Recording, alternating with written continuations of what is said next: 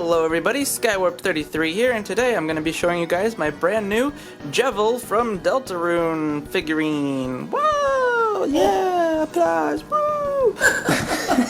So basically my old Jevil costume, I don't really have the body part of it anymore. I still have the mask, but I've just kind of been holding on to that just for like memory's sake. And I kind of wanted to use Jevil in an upcoming project. Just like a little bit, and I was like, you know, at this point I might as well just make like a figure that looks more accurate of him. And then next thing I know, Deltarune Chapter 2 was announced, and I decided to live stream building Jevil. And I think he turned out pretty great. As you can see, he's got kind of a cape/cloak looking thing, and he's got his little J tail down there. Overall, I'm very happy with how he has turned out. Before we get into up close details and stuff, I did want to show you guys that I did build a little scythe for him. This was quite fun to make. It's basically a little dowel rod with some EVA foam that I ended up painting, and then the little bells are BBs super glued onto the ends of it, including the ones on his head. Also, before any of y'all comment, I know he's supposed to have lime green on parts of him, like his flower necklace frilly thing is supposed to have like some green on it, and his toes are supposed to be like the lime green color. Then also his little striped scythe is supposed to be slightly green. I went ahead and purposely just made all of the green yellow.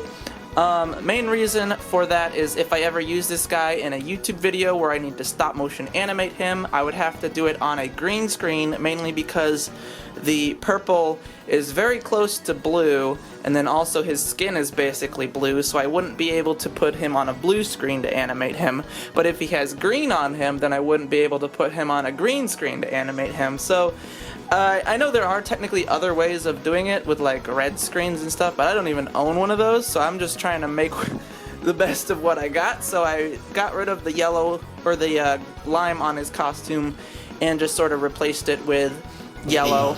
And it seemed to work out pretty well, because nobody ever really noticed that there wasn't any lime on the actual Jevil cosplay that I made. But in case anybody comments, I know there's supposed to technically be some lime pieces on his neck and on his toes, but I purposely did not add them. Alright, let's look at some up-close details.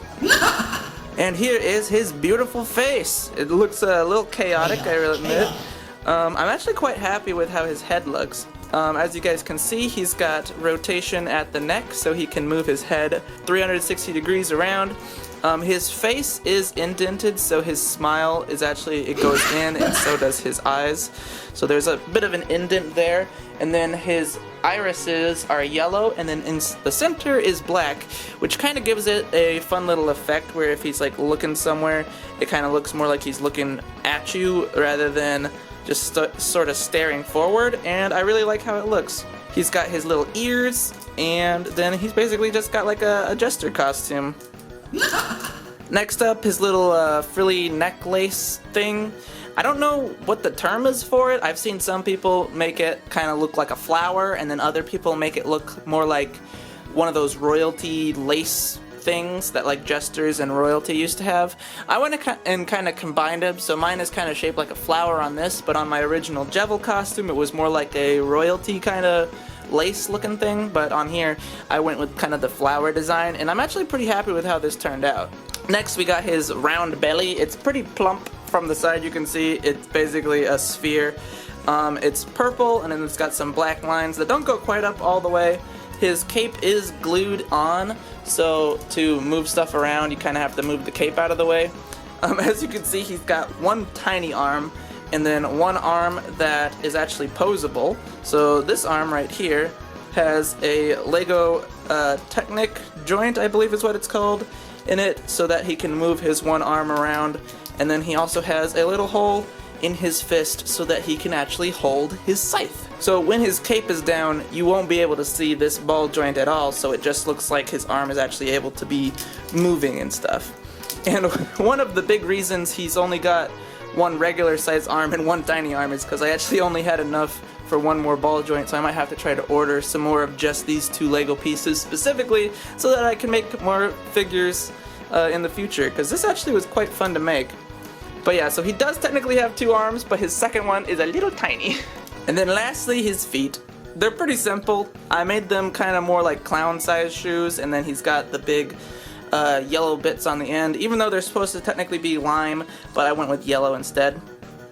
And then on his back, he's got his little J-tail, which kind of acts as like a third leg, which kind of helps him from falling over, which is actually very handy because then that makes it so I don't have to worry about him falling and stuff.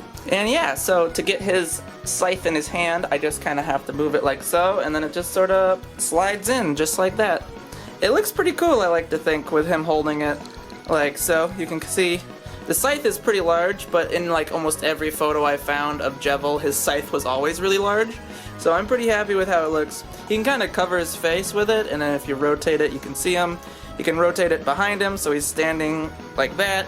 And then also, if I want to like stop motion animate him, I'll be able to move his arm around with the scythe, and then also it can rotate and it'll be able to slide up and down. So if he needs to do like a swing or something, he can just like phew, and all sorts of stuff, depending on what I use this guy for. Now currently the only other figure that's kinda similar to this that I have is my Balloon Boy figurine that I made freaking ages ago at this point. They're both actually made out of clay, and Balloon Boy is also like a solid piece besides his head. But I'm actually quite happy with the Jevil one. I like this dude like 1,000 times more than this guy. So not even just because it's Balloon Boy, because I think I just got better at making stuff in general. So I'm actually quite happy with how Jevil turned out. Alrighty guys, I think that's gonna wrap up today's video. If you enjoyed this video, be sure to leave a like and subscribe.